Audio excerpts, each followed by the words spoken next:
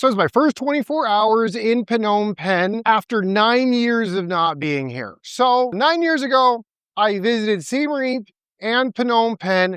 I was only there in Cambodia collectively about a little bit, I think it was about 8 days or so, about a week. And I really like Siem Reap. I generally didn't have a whole lot of positive things about Phnom Penh, but this time I decided I was going to do my whole trip in Phnom Penh, or basically the majority of it. I was going to set up base here. And I have to say, I don't know what it is, but right now I'm pretty impressed. I think Phnom Penh is super cool. I think it's the new up and coming place. Again, this is just my first blush.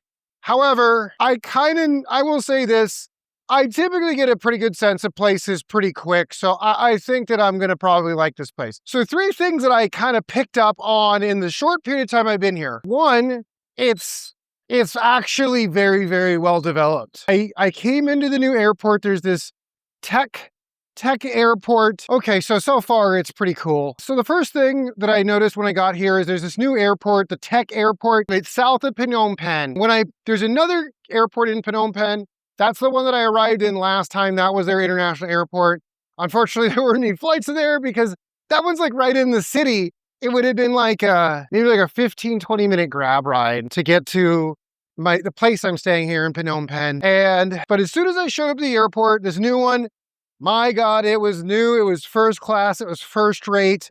It was really, really large. All the amenities were amazing. The one thing about it that sucked was they didn't really have their public transportation situation sorted out. Normally when you open up a new airport normally when countries set up new airports that are supposed to be their like state-of-the-art, like super cool new airport, they put in some kind of high-speed rail or train system or whatever, but they connect it with mass transit type of assets, just because that's kind of the whole idea of having the airport, is that it's going to make travel easier. And when I was planning the trip, when I was like sort of sorting things out, it looked like there was some kind of bus system or something that might have been able to take it. Would have been a little bit slower, but it would have also been a little more efficient. But then when I landed and I got through everything, I want to say I was done at about 8 or 9 and ready to head into the city. When I checked Google again, there wasn't any buses. So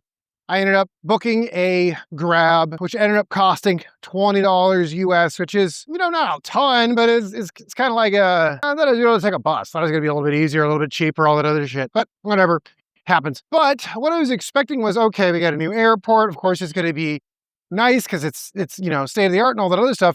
But I was expecting as we got closer to the city that things were going to be a little more run down. But that never happened. We got into the city, but then as I kept on getting closer and closer to Phnom Penh, I just saw like nice malls, nice casino, nice infrastructure. And then occasionally you'd see something that either it didn't look like it had been occupied yet, or there was still some construction going on.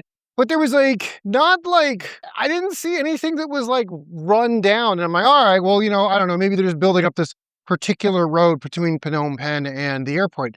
And no, then I got into Phnom Penh. It was all really nice there too. And I'm starting to be like, what's going on here? Why is it like this? I like seeing countries doing well and progressing. When I came here, 9 years ago, the president at the time was this guy named Hun Sen, who had been the president since the early 90s and was actually a member of the Khmer Rouge party, which, if you guys know your history, the Khmer Rouge were the ones responsible for the mass, I guess this is YouTube, so I have to use appropriate language, the mass deleting of people that took place in the 80s that was about 2 million strong. So really, really horrific. One of the worst mass deleting in history ever. It was really bad.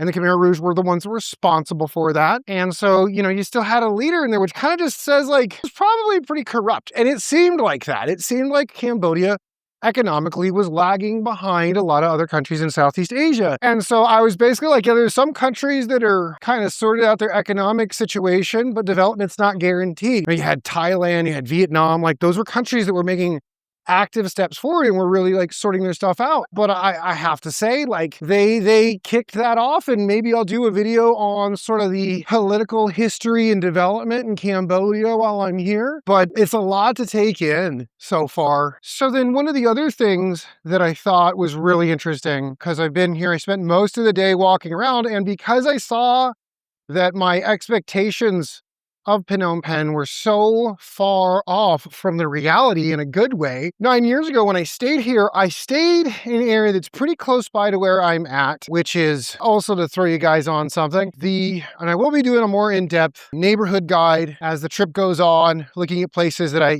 would recommend staying in, places that I think have the best co-working spaces, places that have the best gyms, all that other stuff like I did in Hanoi. But I would say that for once, I actually got a little bit lucky, or researched it right, or made the right call, or whatever. I did the least amount of research I've done actually in a while. Maybe that's the clue there. But I'm staying in this area called BKK1 in Phnom Penh. And so far, I really like it. I think it's really cool. It's centrally located, has a great selection of restaurants. It's nice and clean. It's nice and open. This area that I'm walking around right now is like basically right next to BKK1, but it's pretty nice. And so I like that a lot, but I'll be taking a look at some of the other places. Last time I was here in Phnom Penh, the place I stayed in is this place called Diamond Island. I mean, it's only an island in the sense that there's a couple of rivers that kind of separate it from the mainland, and so you just got to cross some bridges. So it's not a big deal. However, last time I was there, it seemed like it was going through some rapid development, a lot of construction going on. I, of course, didn't know that before I booked my Airbnb that last time. And so I just say, oh, Diamond Island, that sounds cool, good area, whatever. And then while I was there, I did a lot of little tourist stuff. So I kind of didn't really spend a lot of time exploring, because I was like, oh, I got to go to the killing fields, and I go to the little other things that have, the little the little torture jail thing that they had there, and a lot of other stuff. And like, honestly, if you want to put yourself in a bad mood, let yourself get sucked into the black hole of learning about the Khmer Rouge. And if you don't want to be in a bad mood, maybe skip that part of history.